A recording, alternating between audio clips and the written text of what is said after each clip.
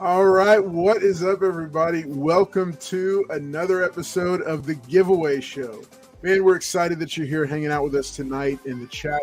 We're going to be talking about Teenage Mutant Ninja Turtles and the Turtle Mania that is just everywhere, I think all at once. We're going to be doing a couple of turtle-based giveaways as well as some vintage stuff as well. We're going to have the Survey Says and Market Watch segment. And I can't wait for y'all to see what Paul has picked out this week as he fills in for Mr. Collector. We're also going to touch base on Blue Beetle and look at some of those box office projections and see, does it stand a chance up against some of the juggernauts like Barbie and Super Mario Brothers? All that coming to you right after the intro. We'll see you soon, so stay tuned.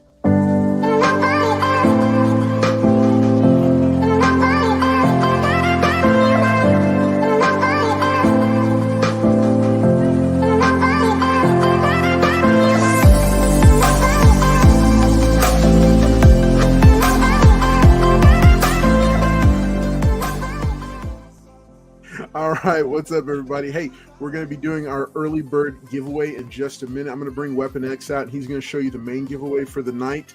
But as part of the early giveaway for tonight, early bird, within the first 15 minutes of the show, we're doing our first giveaway. It's going to include this free comic book day Ninja Turtles book to make it. Oh man, that's a shredder. To make it turn on your camera. All right, and then I've also got winner's choice of one of these vintage books. They've been hanging out in the giveaway box for a little bit too long, so you can pick one of these, and this will go along with the free comic book day Ninja Turtle book. But hey, let me turn it over to Weapon X. He's going to say hey and show off the giveaway for later on in the evening, and then I'm going to pass it to Paul, and Paul is going to go through the chat. So Weapon X, say what's up to everybody. Hey, what's going on? It's another Wednesday, another night here on the Giveaway Show. Best show at 10 p.m. Central Time. So, hey man, smile a little bit, man. What the hell? This is that wasn't the sorry's introduction. Tonight's giveaway is going to be Turtles issue 108. This is the Eastman variant cover. So those of y'all that like Eastman artwork, who's one of the creators of the Turtles, this is the cover. And if you believe Paul, this is the first fish appearance monster? of Fish turtle. Fish turtle. Fish turtle. And yeah, make sure you stick around for the market watch. Make sure you stick around for the market watch. All right, nice. So that's going to be the second giveaway of the night going on tonight. And then you hear him in the background as always. What? Oh, y'all see us right here. It's me and Billy. We are here tonight. Don't mind the background. That's before y'all time right there. But me and Billy are here. We're going to give y'all some informal information tonight. Even though we're losing Collector tonight, but we're not really losing anything. But yep, we'll hold it together. Me and Weapon, and then our host Carlos. He came a little bit late, so don't bash him in the chat. But yep, we're gonna get ready to get started, right, Billy? All right, Paul. Why don't you say hi to everybody in the chat? Hi, everybody in the chat. All right. Weapon, can you take him through? Yeah, I'll take him through it. All right, where'd you get that waving? All right, wave at him, Billy. Billy, wave at him. There you go. All right, we got Andrew Kai. Was it Andrew Kai? He says good day. We got good. I think that's what that means. Good day. Yeah, David Cruzas. Hi from New Mexico. We got David. Got Dotson. David Dotson, one of the Dotson brothers. He says hello, comic fans. There's Jonathan. Says hello, my geeky family. There we go. Says, oh, okay. So John's his stunt double. Gotcha. It's his stunt double, guys. Stunt double. Neville Eats is here. He says, I'm awake. Sorry that we're late. Carlos's fault. Where we going? Oh, Darth Lucian's here. He says, hi. What's up, everyone? All right. Got Serge Henderson. He says, hello, everyone in the comic book community. How's everybody doing tonight? Harm's Way Chad's here. He says, oh, damn. All right. He says, here we go in 30 seconds. Yep. We have already started. Oh, there. Dotson There you says go, hello. What? Hello, weapon. Hello, Paul. Yep, There you go, just Dotson. Don't mind Carlos. We don't mind at all. Oh, he said hello, Carlos in the front. Okay, Carlos says hello to Carlos. All right, we're ready to get started. You ready, Billy? Oh man, you gonna say yes or no? All right, we are ready to get started. 8:10, right on time. Yep. We're punctual on here. All right. All right, everybody. Hey, we're glad that you're here tonight. We're going to be talking about, like I shared at the opener, we're going to talk about a couple different things. A lot of it's going to be Teenage Mutant Ninja Turtle focused. So we do have the Ninja Turtles, the new movie. It just dropped. Weapon, did you check it out yet? I have not checked it out yet. No, I've not had a chance to run out there and been busy at work. So, are you going to check it out? I'll probably check it out. I'll probably do one of those Barbie Oppenheimer turtle things. You know, I'll drag Paul out there. We'll sit there for 10 hours of our life in the theater. Is that right, Paul? I mean, what is it? This is based. It's a animation based one, right? Yep, it's animation. Yeah. I mean, I'm not like. I mean, I like the turtles. I guess they're more adult in the comics, but then I guess I understand why they would have to be a little kiddie for the kids. But yeah, I mean, I haven't seen it yet either. You know, is it true, Paul, that you liked the original sequel to the first one because it had Vanilla Ice in it?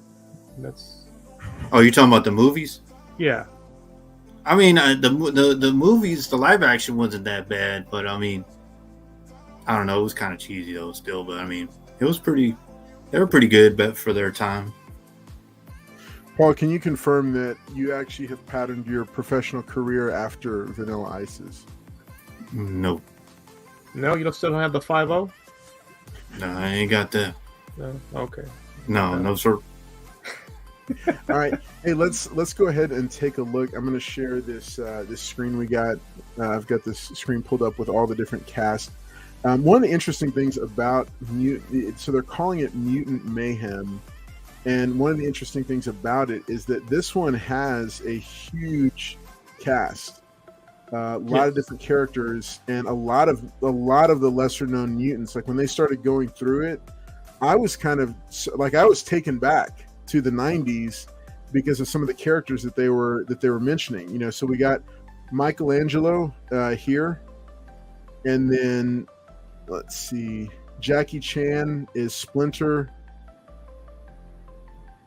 So that's man, they did what he looks like. Splinter dirty. Good Lord. All right, John. Okay, so here we go. John Cena is joining the cast as Rocksteady. Wow. So that's a pretty big get because he's gotten to be a pretty big name. Yeah. So then this is one of the main kids here. Micah Abbey is Donatello. They did get actual teenagers to play him. So here's Donatello. Yeah, I like how he has the glasses over the bandana thing. And here's April O'Neil. Looks a little bit different than we've seen. Oh, wow. So don't tell me the Turtles did this too. But no, she's okay. So this is actually the actress. I think she played what was the name of the character? She played Amanda Waller's daughter in the Peacemaker series, and she was a breakout. I think that's her, the same one that's playing her. So this is where it starts with some of the more obscure mutants. This is Wingnut. I never heard of him. Y'all remember Wingnut? I never heard of him at all. No, I didn't remember Wingnut. Okay, so here, so Nicholas Cantu is playing Leonardo. Let's see. Maya Rudolph, Cynthia Utram. I'm trying to remember who she is. I've never heard of her. I think she might be a new character. I think both of those are new characters. Wingnut, you couldn't come up with any better name than that. No, because the mutants are all from deep turtle lore. So Mondo Gecko, do y'all remember him? I remember this character. I don't remember that character neither. I mean, doesn't. Well, like this is around when, like, do y'all remember Genghis Frog? Around the time that Genghis Frog was on, or he came on the cartoon series. No. So this is Mondo Gecko, and they got Paul Rudd to play him. Post Malone is playing Ray Fillet. He's another one of the mutant characters. Ray Fillet. Yeah, Wow, he's another classic character. So, okay, Rose Byrne is going to play. Oh, Leatherhead. I remember Leatherhead. Yeah. You I don't remember remember Leatherhead? that neither. See, I didn't remember Leatherhead, but looks like they've got her, Rose Byrne, and these are not small names. Okay, and then of course Seth Rogen is going to play Bebop because he's one of the executive producers. Okay. He's playing Bebop along with Rocksteady being played by John Cena. Then Ice Cube, they got Ice Cube as Superfly. I think I heard Superfly. Yeah. Wasn't he like Baxter or something? Yeah, wasn't it Baxter? Yeah. He was Baxter Stockman. And So David says Wingnut's first appearance in the cartoon was in 1987. Okay. See, Thank you, David, because none of the panel knows about that. Thank you, David. Go ahead, you may continue. I know these are. I love this that they're going so far, but like I vaguely remember some of them. Some of them I remember really well, like Mondo Gecko, and then Hannibal Buress. Yep, Genghis Frog. I remember Genghis Frog really well. I don't remember him either. So he had a blue Hawaiian shirt when he was an action figure, because I remember I had him. But they got Hannibal Buress for him, and then Giancarlo. Oh, you got the reissue one. Oh, okay. Oh yeah, Baxter Stockman. So Baxter. Yeah, Stockman, there's Baxter right there. He was the Yeah. fly. Yeah, and so they got Giancarlo Esposito as him. Then Brady Noon is Raphael. It's interesting. They've got the full. right? They got the full head mask on him. I thought they like matched each other. They are a little bit different. You can tell in the artwork. Okay, so that Nice. That was it. No Shredder. No Crane. No Foot Clan. I haven't seen them. Kind of damn. I haven't seen them, so I don't know what we're looking at. So, so just based on that, like, what's some feedback, some thoughts that you guys have on this? Because we're going to go into like kind of how expansive this has become. Because they've already got a sequel greenlit, plus a TV show. There's another movie for this and a TV show. Yes. Wow. Yes. I'm Yeah. speechless. They locked. I mean, where's Shredder? Where's Kang? Where's the Foot Clan? That's what I want to see. I don't know any of these except Baxter. I mean, I don't know which way are they going, like for different new characters, or are they just? Well, maybe like, that's their whole intent, Paul. I mean, you got to figure the guys that are voicing the characters grew up with the Turtles. It's like if we grew up with the Turtles, we're going to be the ones interpreting them, I guess, in their vision, so to speak, is to introduce them to the next generation. So maybe in the I next know we didn't even see the party wagon on there. We didn't see nothing, man. The party wagon, yeah. And I did order pizzas from Pizza Hut this weekend, and all the pizza boxes are turtle themed. They each have a different turtle on them. So if you they have like turtle shells in the pizza. Yeah, they have like all of a whole Yeah. design is all over the box, and each box has a different character. So just an FYI, if you guys pick up a Pizza Hut, they're not a sponsor of the show yet, but they're you do pick one up, it's got the turtle box on it. So just FYI. But no, I mean, I think it's to kind of go where they're going. That's what I was mentioning with Paul. I think they're trying to introduce it to a new generation and kind of get them, I guess, excited about it like we were when we were little, and just kind of show from there. Because like you said, there's a whole, as they've shown in the past, there's a whole marketing area they can push with all the figures, and then we all know the history and the background of them. But like my little one doesn't know anything about the Turtles or anything like that, so it's an opportunity for them to kind of introduce and see what's going on with the Turtles and who they are. So, and like you said, there's probably already a TV show and a sequel lined up to get that going. What's up, Geek Out with Roscoe? Good to see you hanging out with us in the chat, brother. Prayers and positive vibes going out to you. I know with the recent loss, but just want to let you know been thinking about you, and yeah, just wanted to shout you out. Y'all make sure and go sub up Geek Out with Roscoe on his channel. Great content, lots of good stuff. and even better, a really, really cool guy. So a couple things to point out here. I wanted to just read off of this is off of thenumbers.com. This is a box office tracking website. So right now, so we've got a production. We've got a here. I'm gonna go and just share the screen. It's going to be super, super small. But so the production budget for this was actually very, very low, given, like what an actual theatrical release film will generally, what it'll look like. This one it had a total production budget of $70 million, which is actually very, very low. When you think about like some of these other big tentpole films, like The Flash was, I think, $290 million. Super Mario Brothers was a lot more, or was a lot more than $70 million. So this was actually this was a relatively low cost film, and especially with some of the names that they pulled in on it. Right. Yeah. I mean, you can figure, Cena and Ice Cube are going to be some of the heavier names. I mean, it's just like this show. Paul's the heavy cost of the show. That's why our production costs go up each week because of the contract with Paul. But that's another topic. Right. Yeah, and it's part of what's being renegotiated, and the studios have to push back against this kind of gross overpaying to individuals like this. What? Oh man! All right, no, but seriously, so here's the deal. Just by the numbers, Teenage Mutant Ninja Turtles: Mutant Mayhem. Its opening weekend, it made a little over $28 million at the box office.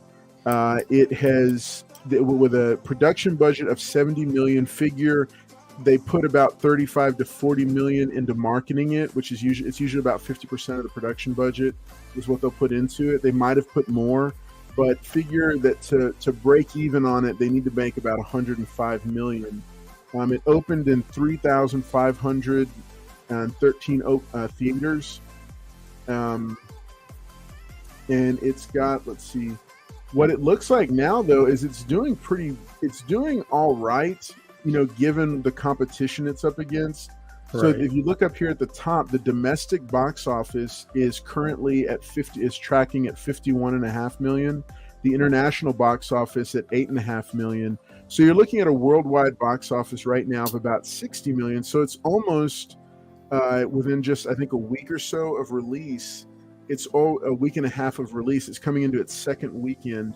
It has basically it's moving towards breaking even. And I think what's happened is you've got a lot of people that haven't gone out to theaters yet. So, and I'm not speaking at all about the quality of the film. I know nothing about it. I like the idea of this really cool, of this makeup of the voice cast. The right. April O'Neil changes aside. I think it was neat to see them kind of really reach out there for some of these smaller characters and get big names like Paul Rudd I can't imagine that Mondo Gecko is going to have very much screen time in the movie. Yeah. But I think it's telling that. Okay, so keep in mind, Barbie has become the second juggernaut of the year, and so it is. That movie, it's going to hit $1 billion and join the $1 billion club along with Super Mario Brothers.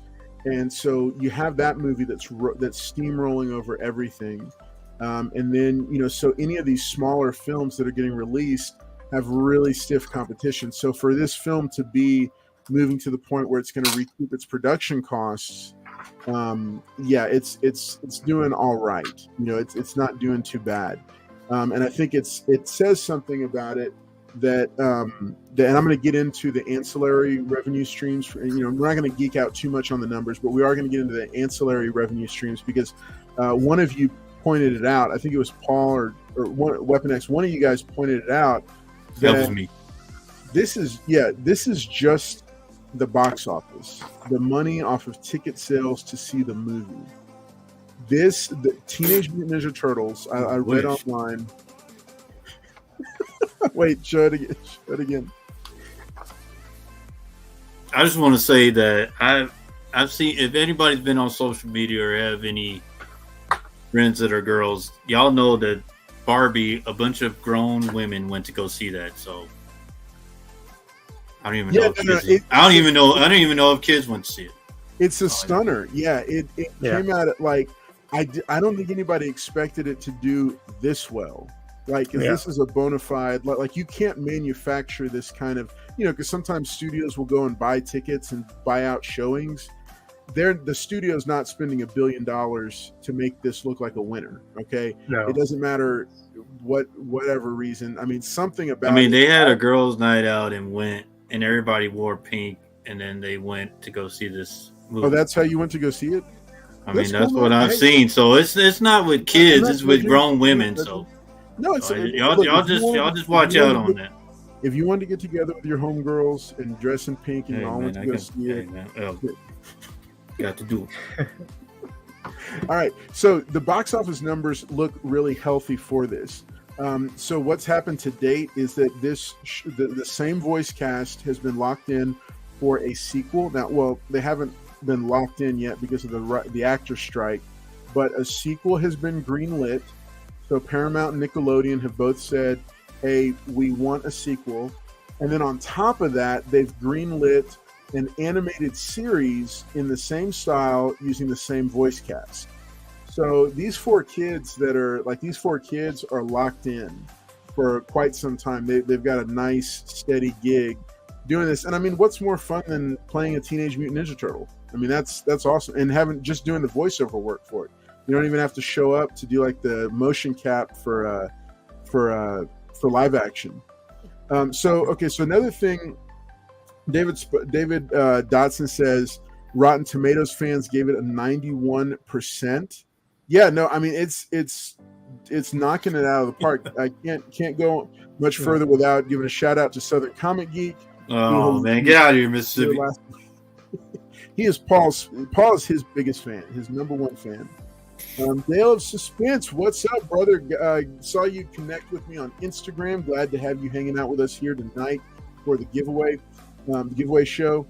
Geek Out with Roscoe says that he heard that Mondo Gecko is a lot of people's favorite character. I'm looking forward to seeing that.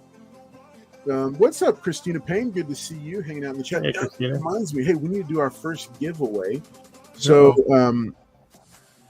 let's see. Do this. Enter to win. All right. We're gonna make that first Casey Jones. Super easy. All right, go ahead and start entering into the chat for the early bird giveaway. What is that? Is that a giveaway? Yeah. You throwing that into the pot? He's throwing that in the pot. Turtles number 2. Is that a first print? It is a second print. Oh God, it's still money. That's a nice book to have there, dude. All right. Go ahead and enter to win. You will be entered to win. You will get this free comic book day Ninja Turtles book. Plus, you get the shredder. Yeah. Winner's choice of these 3 vintage books, including the first meeting of Moon Knight and Punisher, Tales of the Teen Titans featuring Cyborg. George Perez. Low grade copy of the first appearance of Adrian Chase as Vigilante. George Perez. Yeah, some George Perez goodness out of 2 of those books.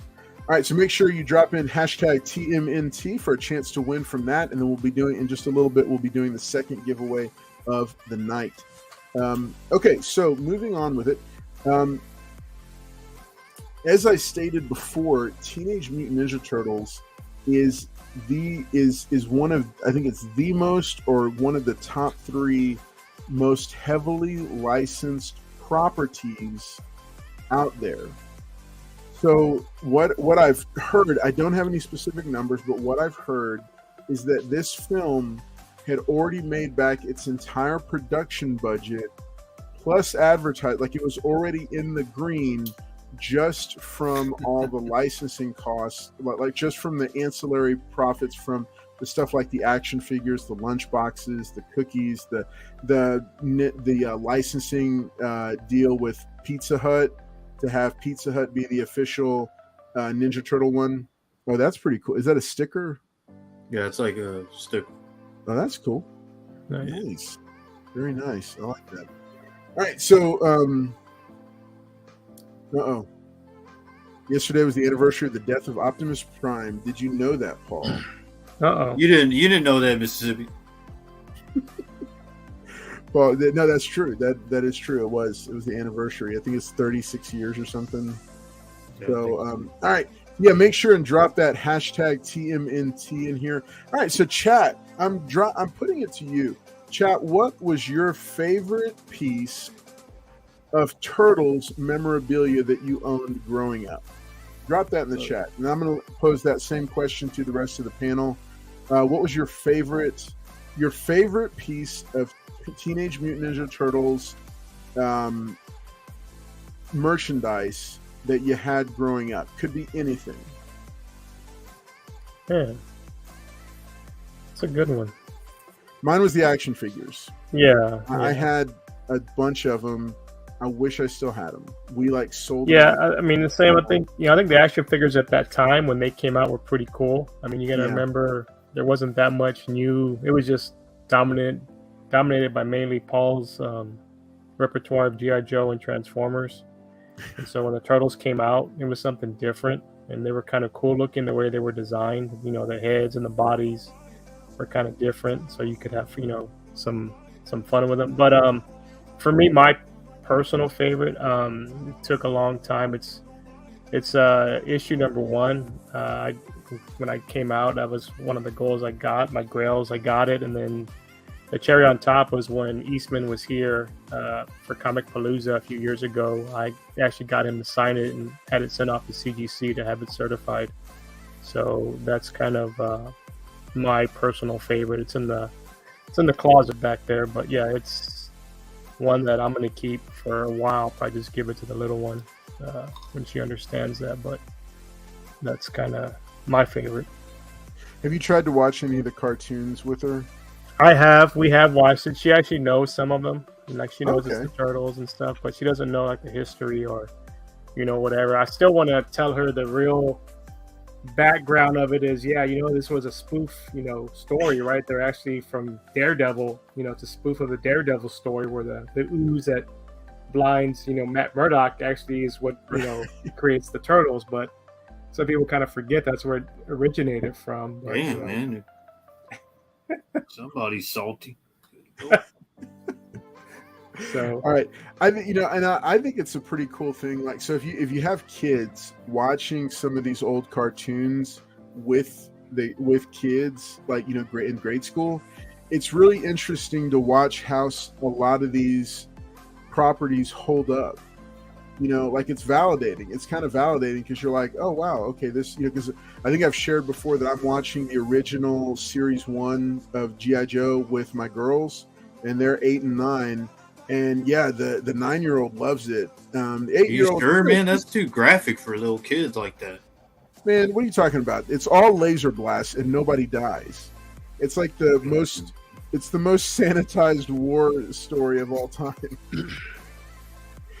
So, all right, Paul, what about you? Favorite TMNT? No, I don't have any, but this is my favorite right here. This is me. Okay, here we go. Yep, this is me right here. This is what. Yep, this is me right here. I don't know nothing about Turtles. I didn't buy none of that. And I thought they were like He-Man, similar figures, but this is me right here. This is me right here. This is before your time, guys. So, Fortress Maximus. What's his name? What's his name? Fortress Maximus? That's not him, right? That is not Fortress Maximus. Which one was that? Which one was Colossus Basis? Who? And then y'all see Fortress Maximus. That is not Fortress Maximus. I don't even know what the hell Weapon's talking about. But yeah, I didn't have too many. I didn't have Turtles. Fortress Maximus was the only Turtle thing that I liked was the Party Wagon. I thought that was a pretty cool idea. Yeah. I like that little base that Shredder and look who you line up with. Southern Comic Geek. Either the man or the blimp. Either the van Knew or it. the blimp. 2 peas in a pod. I know. No, that was the it's blimp. like Wasn't they were separated at birth. that? Was not. That was the enemy. The foot. Thing was not the blimp. He's talking No, about that other. I mean, we're talking about. He's talking about the van. other We're talking about vehicle the that the party turtles wagon. had. Yeah, Oh, the the party party wagon. wagon. Somebody else is wagering that you still wear TMNT underwear. Oh. I don't have that, but maybe Transformers. I forget. Well, today's All right, time and age. David Dotson says my McFarlane TMNT poster and my first prints of number 2, 3, and 4. What? Oh, David just. Nice. Tommy McFarlane did a TMNT poster. Dang. I don't know. I don't think he did. Geek Out with Roscoe says Turtle Blimp was rad. Hey, Christina Payne, Yeah, well, that is an excellent question. We're going to come back to that, Christina. You have a favorite turtle? Is that, Paul, is that your original Omega Supreme? Is he Omega Supreme? Is that his name? That's what his name is. Thank you, Mississippi. Oh. These two were wrong. I don't even know what the weapon was talking about. Pod. Colossus. The turtle blip. Colossus. I mean, what did you call everybody it? liked the turtle blip, but it didn't do it. It was just like what that did you little call thing. it? What did you weapon? What did you say? Colossus what? Colossus basis. Colossus faces. That's I don't even know where the hell he came up with that name. Oh, I thought maybe that was one of the names. I seriously wasn't making up Fortress. No, that is a real name, but that's not him. There's somewhere. He was a real kid. He's the largest transformer in the G1 series. Yeah, see, I knew that was a real. I just want to apologize to the chat. All These right. two don't know what they're talking about. Let's do this first giveaway. Remember, it is winner's choice plus a free Comic Book Day Ninja Turtle book. All right, here we go. In 3, 2, 1. All right, let's see who the. Oh man, come on, Paul Comics. There you go. Oh, come on, Paul Paul Comics. What's Paul Comics doing in there? Oh, David won again. David Dodson has like the juju because he. David, I know you probably. You know what? If you haven't played the Powerball, you better go play, man. You might win that. That's right. That's right. All right. $1 billion. David Dodson, make sure and drop in the chat which one you want. He says, "Sweet." This is a low grade copy of first appearance of Adrian Chase's Vigilante. Get the Death of Shredder there, buddy. You can get the Tales of the New Teen Titans featuring Cyborg. This is issue number 1. Death of Shredder. You can get the first Punisher versus Moon Knight in Punisher Annual number 2 from Atlantis. Where's the turtle book? So David, pick one of these 3, and then for sure you're getting this book. Man, the Death of Shredder, man. Right. You're gonna give that to David because people are gonna think that you're serious. Hey man. All right. So David Dotson, drop in the chat and let us. He said, "Punisher, please." Punisher, please. That's Alrighty. a good one. That is a good one. That's a good. Hey, that's a good one to have. I love that cover. What we got on the wall? Let me get the math book from you, buddy. Let me have the math book. Congratulations, David Dotson. For those who are hanging out and waiting we'll ring the dinner bell in about 15-20 minutes. Reach for the math book for me, buddy. The what? The math book. Let me have the math book. All right. So moving on. Congratulations to David Dotson. And hey, those who are tuning in. Make sure, and if you haven't hit like for this video, make sure and do so, please. It helps get the algorithm out, lets people know that we've gone live and we're streaming. Also, make sure and subscribe if you haven't already. It's a huge help to the channel. We've got some cool stuff coming down the pipe. Hopefully, as early as next week, we'll be sharing some cool stuff about the channel, including sponsorship, membership, so on and so forth. But right now, back to the discussion and back to the panel, the rest of the panel. To continue this conversation. So, really good question that popped up in the chat from Christina Payne. She says, do you have a favorite turtle or villain? So, panel, what do y'all think? And to the chat also, because y'all are just as important. Drop in the chat, did you have a favorite turtle or villain from that universe? So I'll speak first, Paul. All right, mine is Shredder because okay, I think he was a good counterpart to the Turtles. It took one guy in the movie; he bashed all of them up. It took Splinter, the Rat, because they are, I guess those are two are mostly mortal enemies because he killed his teacher Hamato Yoshi. But it was cool that he was voiced by the guy from what was he? The guy from Fresh Prince. Thought that was cool. Will Smith? His voice. Wait, what? No, not Will Smith. The dad of Will Smith. DJ Jazzy Jeff? His buddy? No, man, the dad, the stepdad. The stepdad. The uncle? The Uncle uncle, yeah. Yeah, the uncle. What? The original Shredder was the voice of Uncle Phil. I don't know about that, man. In where? In the cartoon or the movie? In the cartoon, yeah. In the cartoon. Oh, the cartoon. Okay, yeah. I was gonna say no. I was saying no. I thought you were talking about the movie. Nah, the movie, they had a nice actor over there. I mean, the way he just beat up on the turtles and nearly killed them. I mean, I was like, man, this is a movie right here. That final fight scene in the movie, in the original '90s movie, that was right, Billy. Beautiful. Yeah, you can All right. see it. So that was his Weapon X. What about you? Favorite? I kind of gyrate close to Donatello just because he used kind of his brains to figure stuff out and the villain, your villain. So he would be the one to build stuff for the team and also because he had the little bow staff. So I would always go out in the backyard and get a piece of wood from my dad's stuff he had back there and pretend it was a bow staff and be breaking shit in the back. Oh yeah, I bet you get in trouble. And I still haven't learned how to use that thing yet after all this time. I know why he sent you off. But and then for the villains, yeah, man, I kind of go with Paul, Splinter, but also I think in the comic they had his daughter, right? She came out from the shadows and Shredder. That's what you're talking about, Shredder. Yeah, I mean, It's yeah, Splinter. no, Splinter. What did I say? Splinter's not a villain. Shredder, yeah. I have it right here with Splinters. I was looking up your facts or whatever. That's why. Yeah, you made a good point though, man. Back in the day, you watched all these cartoons and then you reenacted them with the figures, or you grabbing the stick and going out there and trying to redo the cartoon. And that's what I think a lot of things are gone now. I don't ever see kids outside anymore, but that's what we used to do. Go out there with the toys after the show and trying to reenact that and blow them up. I know I blew up a few of mine, but yeah, the good old days, they're no longer here. Yeah, no, that same thing. Yeah, I took him to the back and put him in the dirt, leave him in the dirt, and go get out the next day. Now, nope. Leave him out the dirt one day, the toys are no good anymore. You can't they're done. They're not built to last, that's for sure. No. All right, so my favorites, I think out of the Turtles, it was Leonardo, followed very closely by Donatello. Why would it be Leonardo?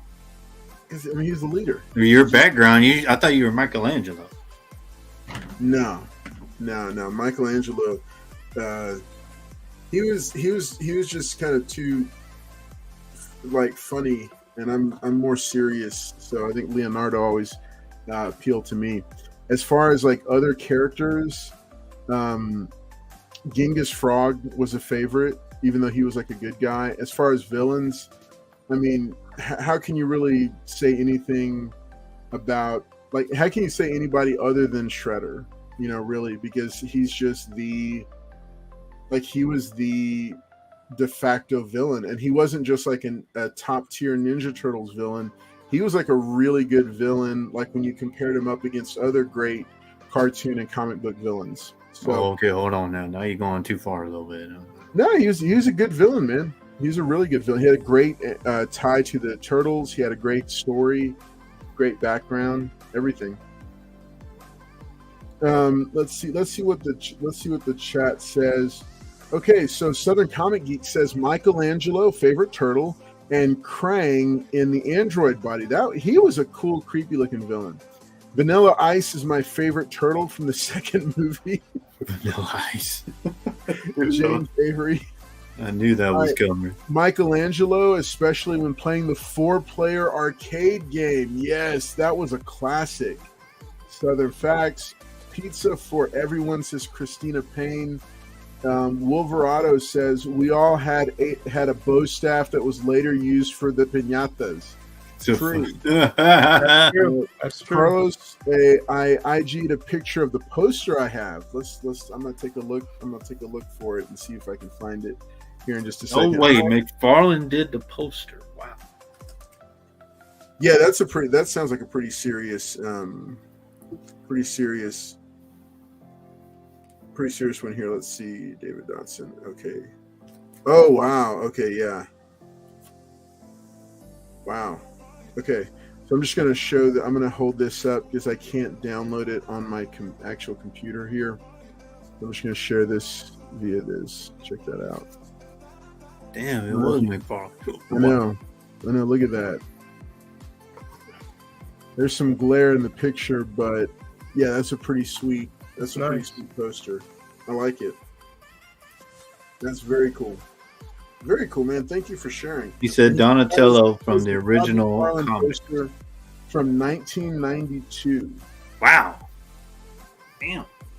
So that's pretty cool. I like that. Thank you for sharing that. Must have needed something to build up the image company. All right. So so that's just some stuff to think about. You know, I think it's interesting that, because if you remember the whole Saturday morning cartoon thing, where they would use the cartoon as like a big commercial to sell toys and backpacks and lunch boxes and all the stuff that we ran away and wanted to have as soon as the show was over. It's interesting because it's kind of it looks like that's still the case, at least with Ninja Turtles, because they're making so much money from the toys and like from all the merchandising sales that they're willing to not make a ton of money on the film, but keep putting out films in the show just to help sell the merchandise. Well, and then to that point too, Viacom owns the rights. Eastman sold his rights to Laird, and then Laird sold his rights in the end here to Paramount/Viacom. So the conglomerate actually owns the rights to Turtles. So I'm sure, as you said, they have no problem just pumping out, dumping money into the movies to promote, all the licensing merchandise that they hope to recoup a lot of these costs from. So for them, it's just, putting money out, basically, like the Disney model. Make a movie, push the product, and go from there. Didn't the government change the law in the 80s? That's when they started it, like Transformers and G.I. Joe and all these they Mask and all that. So I mean, they've changed it to where it was okay for you to put that on the kids. Because I mean, like I said, after you watched the show, you wanted the figures, you wanted the lunchbox, and you wanted the backpack, you wanted the shirt. I mean, nowadays, back to school's coming up next week, I guess, over here and over there. So everybody wants that little backpack of their favorite character or thing that they like. I mean, I know when I was watching the cartoons, I would always want to go to Toys R Us or KB or some toy store and buy the toys. Like, oh, there they are right there, the toys. To reenact what the show was doing. And I mean, I don't blame them for trying to push the products and have all kinds of stuff available for the kids. I mean, like Weapon X will tell you, I mean, they come out with these things and the little kids want them. Want them. So, and then like Wolverado said here, that was, remember when the 4-player game came out at the arcade, Paul, and there was like 4 people. You're like, what is this? Like you had 4 people playing at the same time on the game. Everybody had their quarters lined up. Yeah, and that's another thing, man. Those arcade things are a thing of the past too, man. Dude, go over there with your quarters. Go over there with your quarters. That was, I love that arcade game. Couple more from the chats here. Southern Comic Geek says, yes, they changed the laws then, but the catch was that there had to be a moral or tip at the end of the show. Oh yeah, G.I. Joe and the rest of them did what they did. The more to know, the more you know, and knowing is half the battle. Jonathan Dodson says, I think Casey Jones was always now you know, and knowing is half the battle. My boy Elias Cotes played him in the live action movie. One of the best like pop culture performances of all time. Loved it. Did you turn down that role? Man, I was like 15 when that movie came out. Don't worry, me and Weapon will be under investigation. We will do our work. We will see if Carlos actually. Yes, Carlos Felix Comics was in that movie too. If he auditioned for. I wish I had like some kind of thing about that Robin audition from way back when I was a kid. That me and Weapon are on it. We're gonna find it. I'm sure you're gonna find me and Weapon are on the case. We will find that. All favorite Transformers were the GoBots. Nope. All right, so ain't no GoBots right there. So switching things up for a few minutes before we do the second giveaway. Switching things up, Blue Beetle. Oof. Let's talk about this film. All right, now I know that there are certain people that are just that want it to fail. All right. We need a little. How do I want it to fail if I'm giving you factual information? We need a button that we can press that just says Paul. Right? Now, there are certain people that want it to fail. I know that there's, and I'm actually going to do a video for the top 5 reasons why I'm going to go support Blue Beetle. We gonna buy like a couple of tickets and go every other day.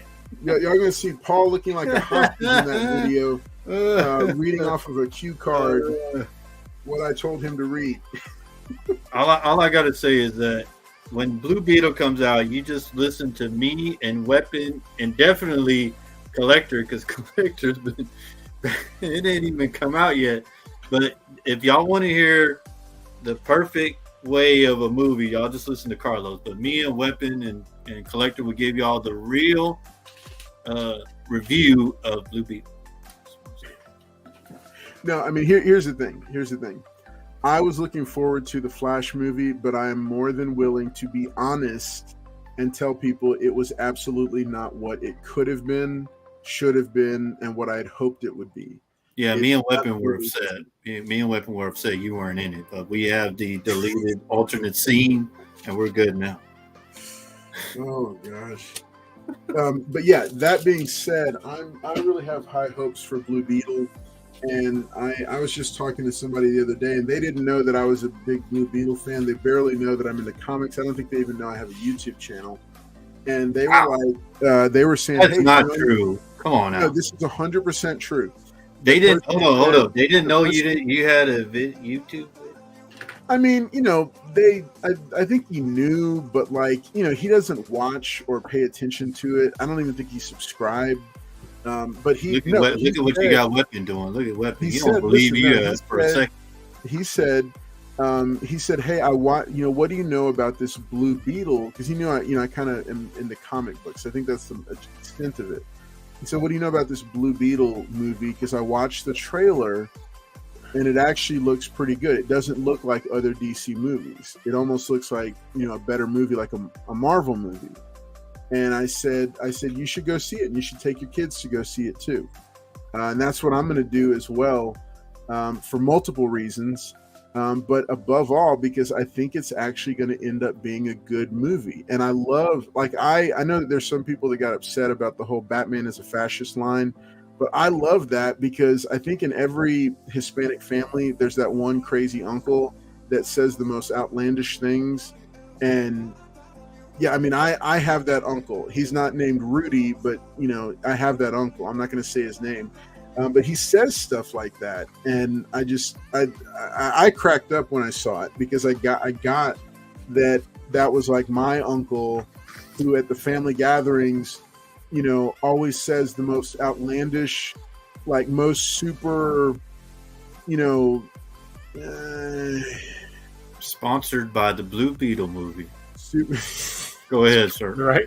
I got it. I got it. Maybe. I'm okay. I mean, from what I'm hearing from people, they're saying it's an Iron Man ripoff. They're like, well, this thing is not going to be a good origin story. So I mean, it's got everything. It's backed up behind the 8 ball. So I'd love to see this movie and see what is so special that you like. So opening weekend projections were at 12 to 17 million. The film has a production budget of 130 million. They upped it because they took it from being a straight to streaming movie into theatrical. Yep. They saw because the quality of the film was looking good. Now keep in mind, this was the same time when they looked at Batgirl and said, "Shelve it. It's never going to see the light of day." Mm-hmm. So if it was, they actually completed it. Yeah, they actually. No. If it was that bad, they would have shelved it also and cut it off. But instead, they poured more money into it and gave it a theatrical release instead of a streaming release. I think because James Gunn likes Booster Gold and those two are really good friends. That's why I think he's keeping it. Well, no, because think about it. James Gunn is a Ted Kord Blue Beetle fan, not a Jaime Reyes Blue Beetle fan. Mm-hmm. If that was the plan, James Gunn would have had even more reason to cancel it, kill it, and introduce the Ted Kord version instead. Well, I think he's going to introduce him, but I think he went ahead and went with this one as well because I think the quality was there. Now, again, that being said, I don't know. I haven't seen the movie. I'm anxious to see it. I mean, but I guess what James Gunn is doing, maybe he gets the Crisis and then they kill them all. That's what I'm thinking. That's possible. If you haven't read Countdown to Infinite Crisis, if you haven't, and look, and we see how that turned out. Southern Comic Geek, yeah. You know, the White Flash. I don't know. The White I don't know. Flash I don't know over what the to say weekend. about that. I had high hopes for the Flash. I really did. Well, the thing is with the Flash, they didn't have the alternate scene that me and Weapon showed y'all. So I think they're going to reissue it again, and then it's going to do better. And then my thinking too is I think that because y'all see Carlos laughing. James Gunn's already talked to Carlos. So yeah, we're going to be announcing. Gotta quit telling people that. The people that were excited about Flaming Hot on Netflix, and they were Flaming Hot. So. What? Flaming Hot. You haven't seen that? The movie Flaming Hot on Disney? No. What is that? It's the story of the guy that created the Flaming Hot Cheetos. It's a Hispanic janitor that comes up with the idea for Flaming Hot Cheetos, and he calls his CEO and gets him to actually make the product. But nobody believes in him because no one's ever marketed to the Latin community. And he's the first one to actually say, hey, like Mexicans will buy food if you make it for us. So kind of like this movie, if you make something for the Hispanic community that's actually, worthwhile, yeah, we'll probably go out there and support it. But, I think that's why they got George Lopez on there. I agree with you on that. I think that's why they acted George Perez and then the guy from Cobra Kai to star in it because Cobra Kai is actually a pretty good show. I've been hearing when it came out, a lot of people loved that show. So, yeah, I see Weapon's point that they could be just going for the Hispanic community and they'll probably come out in droves to see it because like Carlos was happy to see like a resemblance of what happens in a Hispanic family setting. So I could see it doing pretty good. It may surprise people, but I think that James Gunn's keeping it to have him go down with Booster Gold and then Crisis comes and they're gonna wipe out some of those guys. So yeah. So hey, let me show this real quick because this is another viewer submitted collection picture. David Dotson sent over because he mentioned that he had Ninja Turtles 2, 3, and 4. So he sent this picture over via Instagram. Kind of a little blurry, but you can still make it out. There's his that's Dotson stuff. Yeah, this is David Dotson's. Man, look at that boy. He's got 340 on there. Yeah. He's got some serious books. Man, that's good, Dotson. Then now you got the death of Shredder from Carlo. Yeah. Yeah. He's gonna put it right up there next. Mississippi said, "I heard Fluffy was going to be here." Hey, what happened? David Dotson, real quick, while I'm on camera, give me a thumbs up in the chat or on Instagram if your shipping address is the same. If you would, thank you, sir. All right, let's bring it back out to. Okay, so laughing to Fluffy. Loves hot Cheetos. Flaming hot Cheetos. Should have pointed all right, that way. Let's see. So let's see what we got here. Okay, all right, okay. Southern Comic Geek says, "I hope it works and does well. Don't have much faith. DC is batting a pretty low average." That's true. Yep, that is true. I agree with Cannot Mississippi. lie. However, Peacemaker was really good. All right. Wolverado said Ted Kord is going to be played by Ralph Macchio for a Cobra Kai reunion. Nice. Southern Comic Geek says, "I heard Fluffy was going to be here tonight. What happened?" Okay. Yeah. And then, just to anchor the movie stuff too, I think one of the things the studio is probably going to be playing as well that may help them is the movie we just talked about a few minutes ago, Barbie. Barbie is a Warner Brothers, movie. It's getting close to that $1 billion mark. If this movie doesn't do as well, the Warner Brothers may not be as quick to shut it down just because they're recouping a lot of it from Barbie. Barbie's going to be their tent pole for the summer, basically, is what it's looking like. So, they could have movies that may not perform as well and just kind of ride off the coattails of Barbie. So that may be something that they push out as well here in a couple of weeks. They may be trying to do a Blue Beetle Barbie type, double feature type deal to get people to go in there as well, just to kind of keep it going. So something to consider from that aspect as well. It might do good because, like you said, Barbie, they didn't project that thing was going to do that good. But from what you've seen, the droves of women that went and all that, and taking pictures with the little box or whatever that was, and just to have going after the Hispanic community may have a good effect on the movie. Like I said, they had the lead actor and having George Lopez in there as the uncle, whatever Carlos was saying. I think the movie, maybe they'll have what was it? Susan Sarandon. She's playing the villain. Yeah, Susan Sarandon's the villain. Supposedly, they're coming to get the suit, and we'll see. It may do good in the box office. Who knows? I know somebody on here wants it to do good, but reality is going to set in, and we'll see. Hey, look, here's the deal. I'm going to go ahead and I'll call it. I'll call it tonight. So they were projecting 12 to 17 million initially. I don't know where you got that. I heard 10 to 12 million. No. It was 12 to 17 million was the projection. Now they've doubled that to 24 to 35-ish. I'm going to call it for a solid opening weekend of 40 plus million. 40 million or more. So that's my call. 40 million.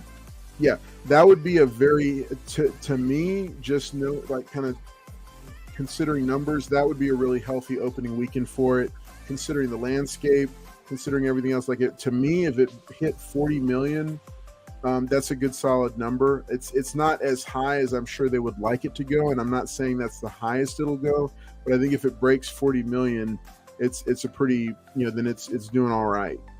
The only thing I would say is that some of these movies that have been iconic have not done good when they were released.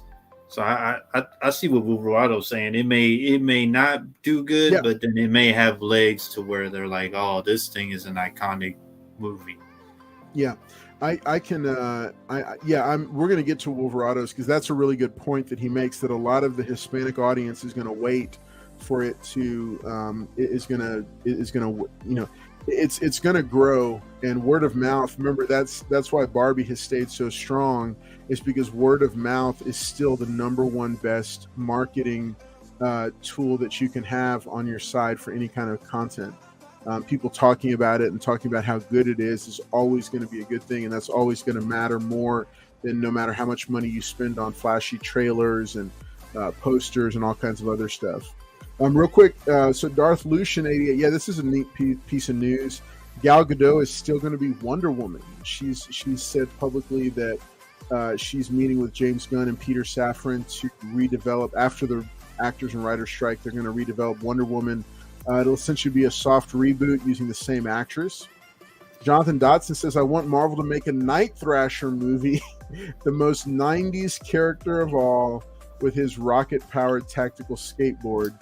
I want Marvel to make a Night Thrasher movie, then it can tie into a New Warriors movie. I'd like to see New Warriors. Well, he's a grounded superhero, so that would be pretty cool to tie him in like that. I don't know how grounded he is if he's flying around on a rocket-powered skateboard. Although, I don't know. That could end up being a really, really cool thing. Wolverado says, Encanto took a while, but it eventually grew some legs, and still seeing new toys on the shelves 2 years later. That's true. I took a girl to the toy aisles, made the huge mistake of taking my girls to the toy aisle in Walmart, and one of our last shopping trips there. And there was a whole bank of Encanto toys. It's filling a void sorely lacking for Latino audiences. That's correct. There is a large gap. And I've been wanting this since 2018 when Black Panther came out. Oh, where'd you get that? Cody says, Night Thrasher just picked up his first appearance. Nice. Good book to have. I think it's a fun book. All right, hey, you know what? Why don't we ring that dinner bell and let's do this second giveaway, Weapon X, shall we? You gotta wave the book, though. You gotta wave the book. All right, it's time for that second giveaway. So is this the first appearance of Sea Turtle? So let's do this. Go ahead, and if you want to enter to win,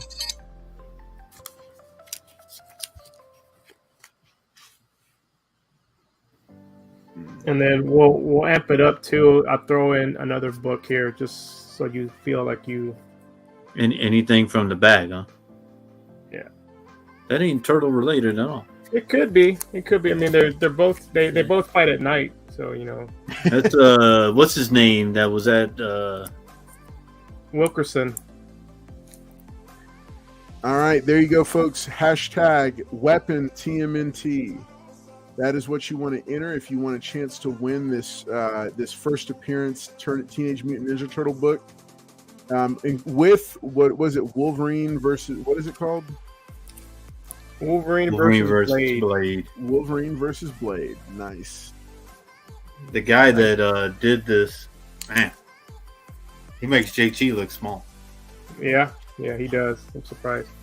And then, too, like I said, this is the Eastman cover. So yeah, this is first Sea Turtle. And if you ever get Eastman to sign it and he does a remark, he does his little heads just like this, and he does them like quick, like it's like done, because he's drawn them so many times. It's just, I'm gonna tell him to draw me a Sea Turtle.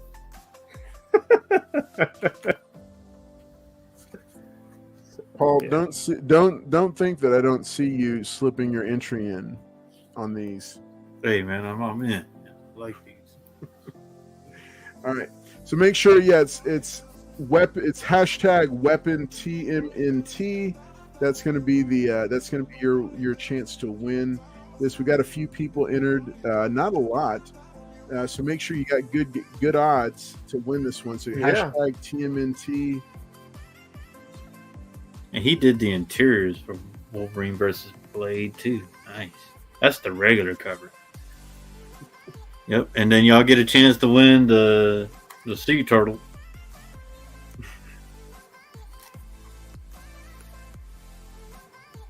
first appearance of Sea Turtle, and you got the death of Shredder, which Dotson won from Carlos. It's incredible. And then don't believe Carlos when he says that people don't know about his YouTube channel. When me and Paul are with him, and people come up to him, he's out there handing out these stickers to everybody. He's like, "Hey, make sure you subscribe me up." And they're like, "Who?" What? Like we'll be in line for lunch, and he doesn't even have to wait in line. They just like, "Come here, Mr. Collects." They have a special line over there for him. We're like, we're part of the Carlos Collects YouTube channel. They're like, "Nah, I never seen y'all before. Y'all wait in line." Yep. We went to have lunch, and they brought his lunch out to him. Me and Paul had to go up to the Ooh. thing to go get our own lunch. Oh yeah, they called our number. Yeah. They brought Carlos's lunch to the table for him. Wow. Yep, I remember that. We're gonna You have to remember? video that one day. Yep. We're like, did you tell him something? Or he's like, no, they just, it's like, wow. All right. That's And you know we're telling the truth because he ain't saying that. that is utter baloney.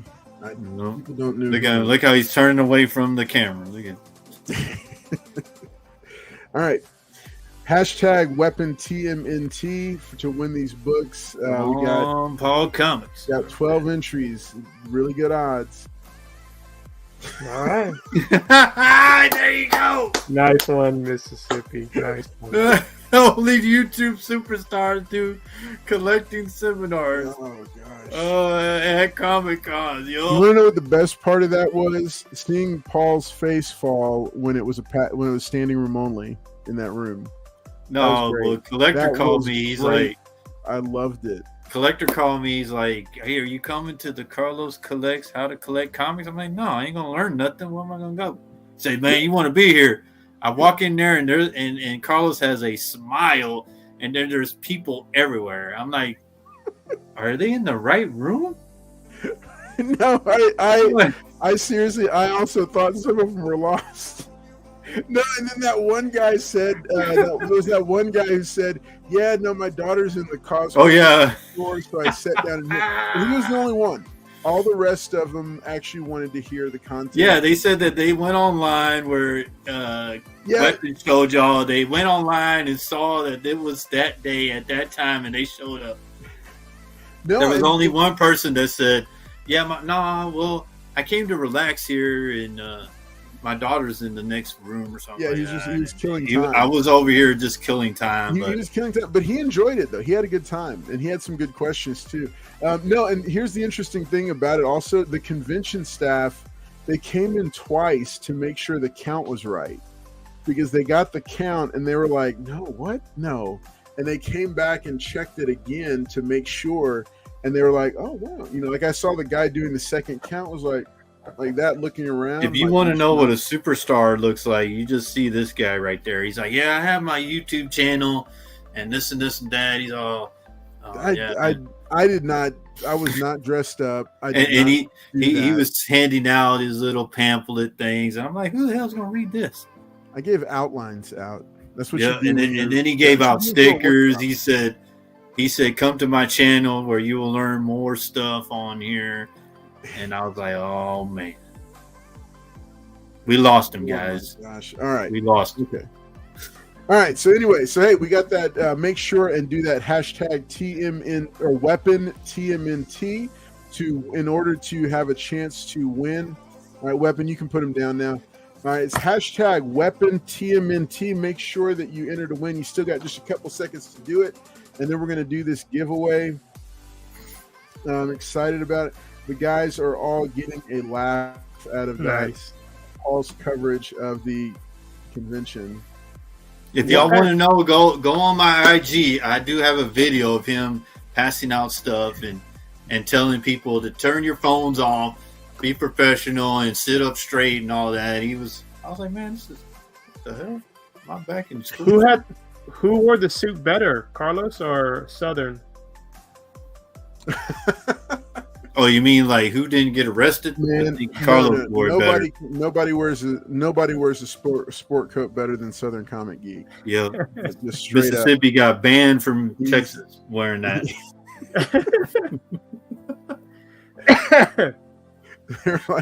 They're like, sir, the car sales are down on the first floor. He doesn't wear that at the convention, but he sure they'll wore that for the. He's got some swag. I'm not gonna lie. I don't know if you call that swag.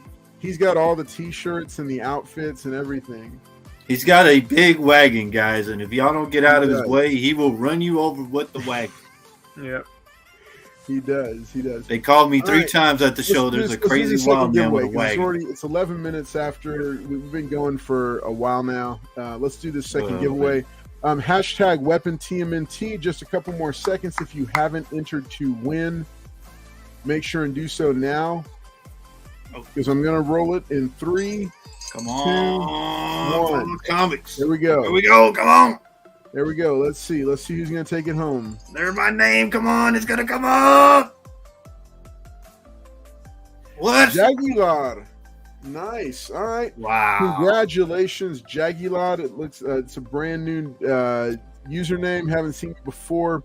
But congratulations. These books are going to be yours. Remember, if you are an international winner, we do cover the first $16 of shipping. But after that, we do ask you to cover the rest of it. That's an FYI I've just started saying, because we do have some international watchers. But what we do also to help maximize it for you is we will stack your winnings. So I know Guillaume has a stack of, he has several books here that he has won, and we are stacking them to send them off to him. Or I think somebody was gonna. Yeah, I don't know. They might have gone to somebody like a stateside friend that's going to send it for them. So congrats, Jagular. What you need to do in order to claim your books is on Instagram. You'll go to @WeaponX578. It's 578, right? Yes. That's it. Okay. @WeaponX578. He'll drop it in the chat right now. Go to that Instagram and send him a direct message with your shipping information, and we'll get that book sent out to you. If you don't use Instagram, you can send an email to carloscollectscomics@gmail.com, and we will find it. We'll get your shipping information there and get these books out to you. And like I said, if you are an international winner, then we can save books for you and stuff. But hey, welcome to the giveaway show. Glad that you're hanging out with us tonight and getting to do this. Hey, we've got 2 segments left for the night before we wrap it up, and just enough time for both of them. First up on the docket, making his debut for his version of Market Watch, ladies and gentlemen, here is Paul Comics.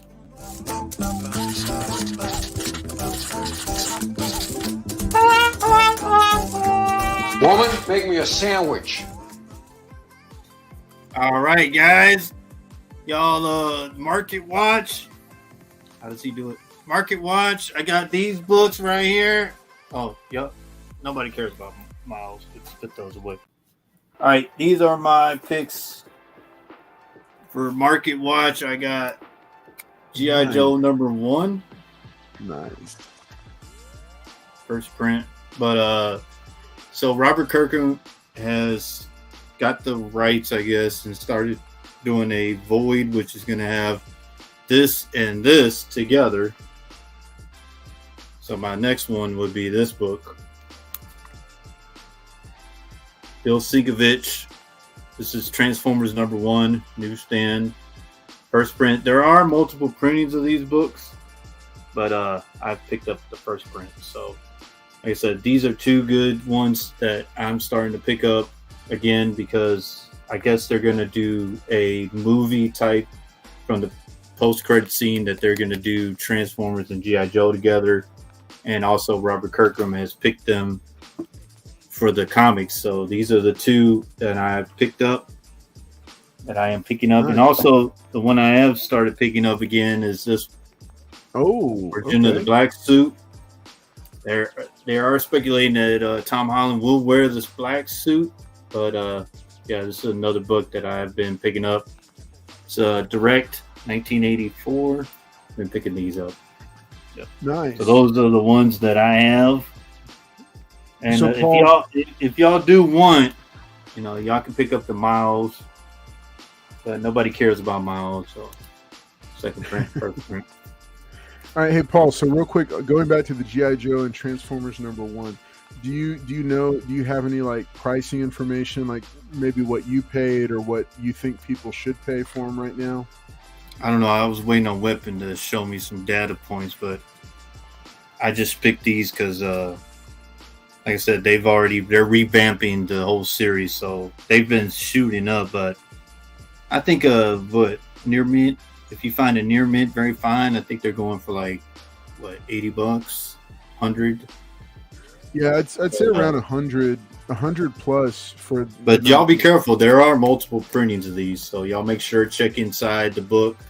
They will have what printings they are. Both of them have different printings, but yeah, I think this one is starting to go up too. I paid about $50 for this one, but I think they go around what $80. So you got 80. You got that for $50? $50, yep.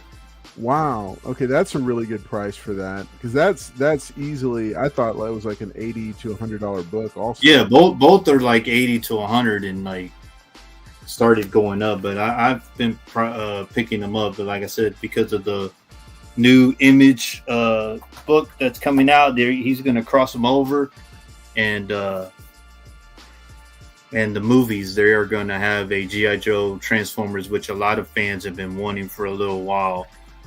Yeah, so those are the ones that I have picked up on. Very cool. All right, thank you, Paul. Thank you for sharing. And you're welcome. And get better, Mr. Collector.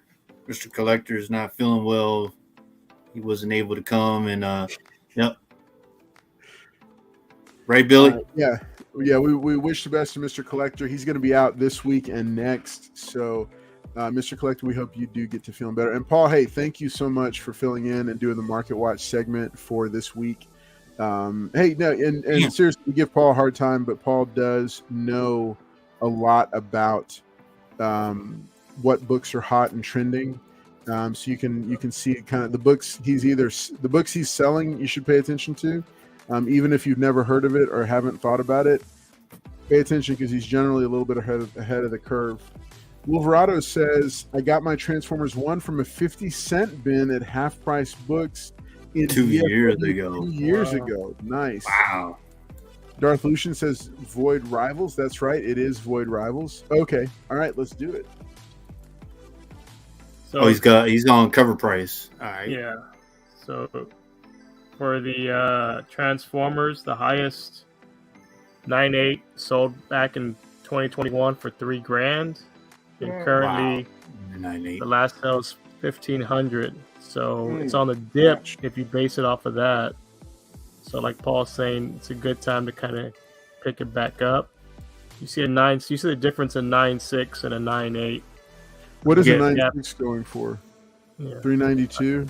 Yeah, that's not bad. $392. So, can't see that one. Yeah, this is what he said. Near mid 150, 140. Very fine. Drop down. $42 for a very fine. Not that bad. Yeah. 65 on the other one, so it's on the upward trend. Yeah, that's the last sale. Go back to the other thing. Which one? Oh, go up. No. Yeah, go a little bit more. So does it show you how many printings? There's 6, it says. Yeah. Oh, wow. Yeah. So it got a second, third. It's got a what's the one right there? Brazilian edition, Canadian price. If y'all find the Canadian price variant, that's a good one to get too. And the newsstand, which I showed. I don't know if they have a Mark Jewelers in that, but yeah. So there's different printings. Y'all look out and make sure on there that y'all are checking the inside of the book, because you don't want to get. I don't know if the other ones are worth a little bit less. But yeah, the Canadian price variant's another good one, in the newsstand. And there's a 25th anniversary reprint from Hasbro. And then we'll jump it over to Paul's favorite when it comes up here. They're going to come up. No, it just says giveaway show.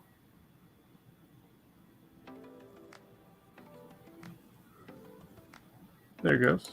There it is, G.I. Joe. So first, are there different variants on that one? Just a newsstand. Oh, there's just a newsstand, so there's no second. Yeah. I thought they had a second print on that. No, it was Tales of G.I. Joe. And then they reprinted it? Yeah, the Tales of G.I. Joe. Okay. Yeah, this one's starting to... I mean, that book is so the highest was close to $5,000. Look at that. 21. Well, I know the Snake Eyes movie. Okay, so what is a 9.8 goes for 7. What is a 9.6 going for? Ooh, a 9.6 is down at 309. 309, yeah. But the raw copies are going near mints of 117, 118 for very fine. 130. That's sell. That's about $180 to $100 book.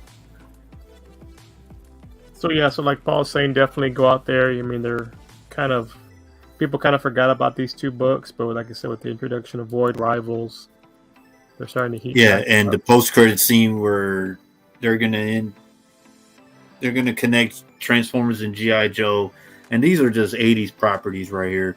And like I said, you'll see, like, if there was a line graph, you'll see, like, when the Snake Eyes movie came out, a lot of the G.I. Joe stuff was going insane, because then they announced a Lady J series, but I don't know if they're still going to go forward with it. No. Yeah, this book started jumping up. G.I. Joe Transformers. I forgot about that one, but yeah, this one's jumped up. That one was $1 book for a long time, and now it's jumped up.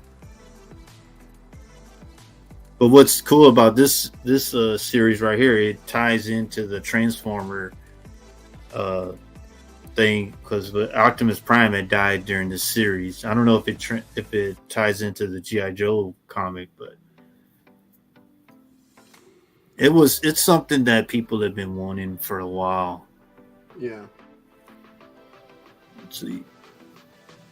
So that's interesting. I mean, those are good books. I think, like Carlos said, Paul brought out, definitely worth keeping an eye on. Yeah, that book was not a $30 book before, but you would always find these in back bins. You'd find this in a back bin, and you'd find the whole series. Nowadays, you can't even, if you're hunting for it and you find it, I'd pick them up. But yeah, these are the books I've been going, because all the news about G.I. Joe Transformers, those are the two things that I like. I like Transformers more because they're more realistic than G.I. Joe was, but it's okay. All right, very cool. Very cool. Thanks for pulling that up, Weapon, and for your Market Watch segment tonight, Paul. Yep. Weapon X, why don't you, Guillaume has a question here about X-Men Annual number 14. If you don't mind dropping some information for him in the chat, just while we're already on cover price. 14. I'm going to keep us moving along to our next segment, which is survey. We need some kind of animated intro for this one. So this is Survey Says. So over on the community tab here on the homepage for the YouTube channel, you can find a bunch of stuff like quizzes, polls, all kinds of different stuff. Just, asking random questions of you, the community, and what you think about certain subjects. So we're going to go pull that up. We've tried to start doing this weekly, going over the past week to 2 weeks worth of people's answers and which polls and what they're, what everything's looking like. So check this out real quick here. All right, I'm going to pull this up. All right. So the first one up was which Miles Morales suit is your favorite? 43 of you voted, and 86% of the 43 that voted say the classic suit wins out easily over Iron Spider, Clone Saga Aftermath, and Crimson Cowl suits. Man, what's wrong with everybody? Iron Spider suit is more. You can use that more, and the old classic been destroyed like 2 or 3 times. And they did not even care. They just went straight on to it. Okay, 65 of you voted in the poll question, which said, which classic Marvel Comics character has the best origin story in your opinion?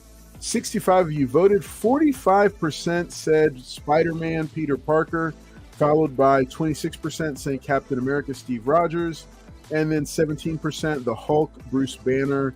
12%, only 12% voted for Iron Man, Tony Stark.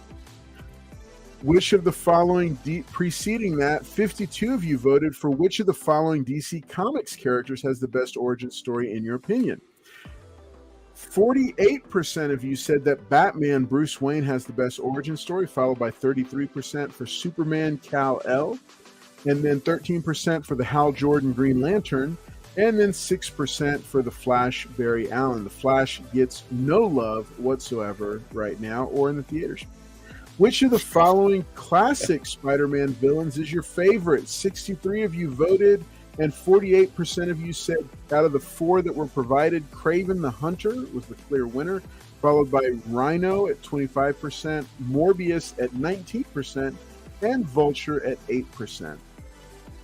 Which of the following secondary Batman villains is your favorite? 55 of you voted in this poll. 42% of you said, surprising, this one shocked me, Clayface. Wow, he beat out Man-Bat. I know, and Deadshot. Deadshot only got 24%, Man-Bat got 18%, and Mad Hatter got 16%. But thank you to the 50 to 60 plus people that have been voting in these.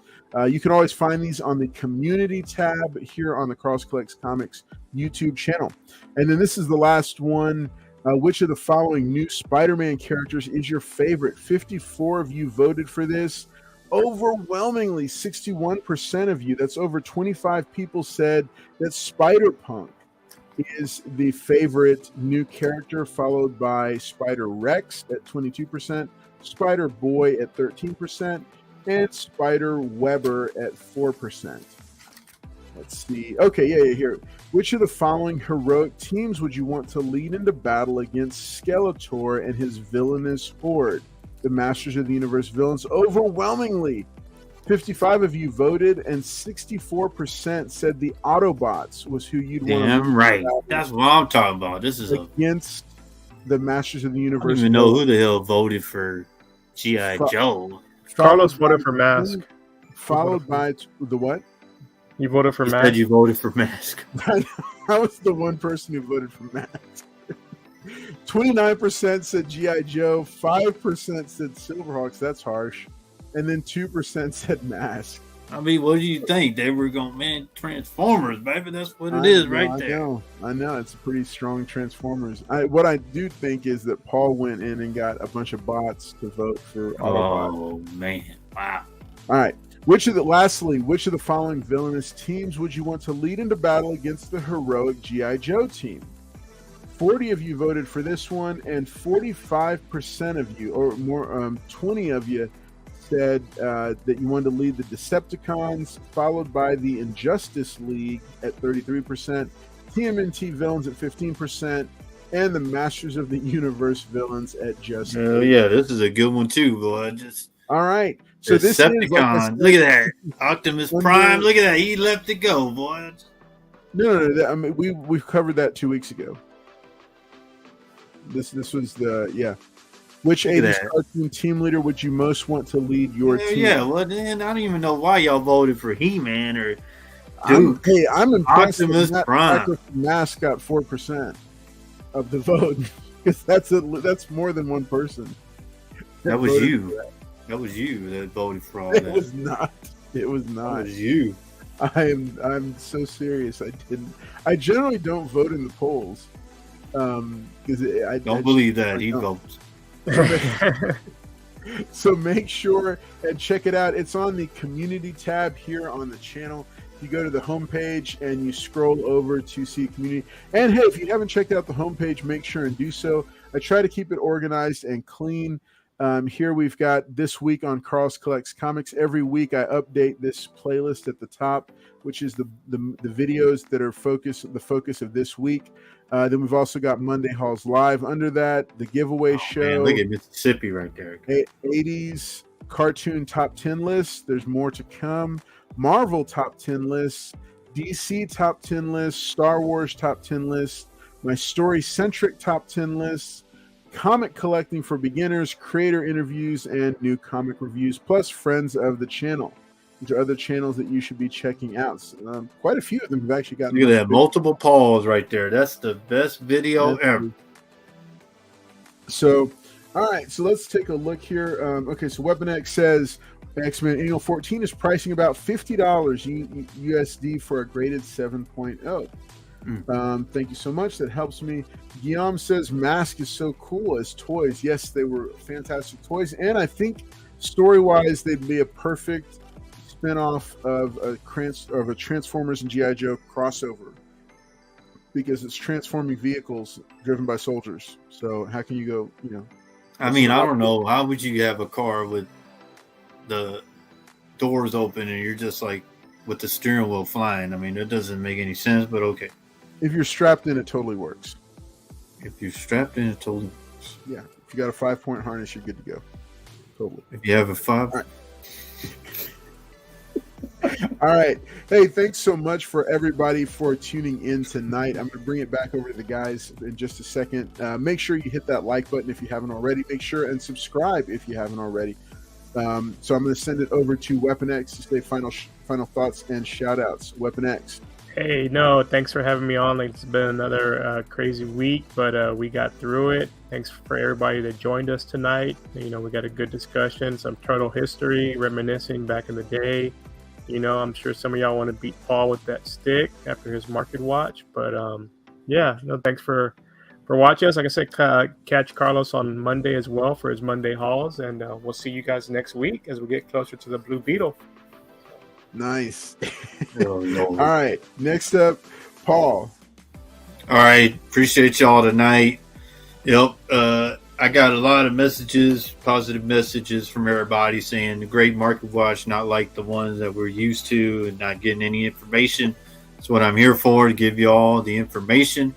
And like I said, tune in when Blue Beetle comes out, because then you'll know it's all over. You'll know when it's out because Carlos will have it all over his Instagram. Maybe he'll make a video of him going into the theater or something like that for the 100th time. But stay tuned when me and Weapon watch it. We'll give you the right review for that. Right, Billy? Well, be like Cisco and Billy said yes. Reviews. Me and Billy will be watching it. We're going to do some movie reviews. Make sure and let us know if you want to see us doing more movie reviews. We'll be doing some more of that. And then also, check us out on Monday night. And then they said they want movie reviews, but not a review of Blue Beetle. I love how he pretends to read that, and nobody's saying that. All right, thank y'all so much for tuning in tonight, and in his honor, because he's not here with us, Collector. All right, just because he's not here with us tonight. All right, hey, thanks for tuning in tonight. It's, as always, it is a pleasure to have y'all with us. You are the most important part of the giveaway show. Thanks for tuning in. Make sure and tune in next week. I'm looking forward to another fun, cool episode. And hopefully Paul will not scare away the guest star for that episode. All right, we will see y'all. Take care. Later. Have a good night.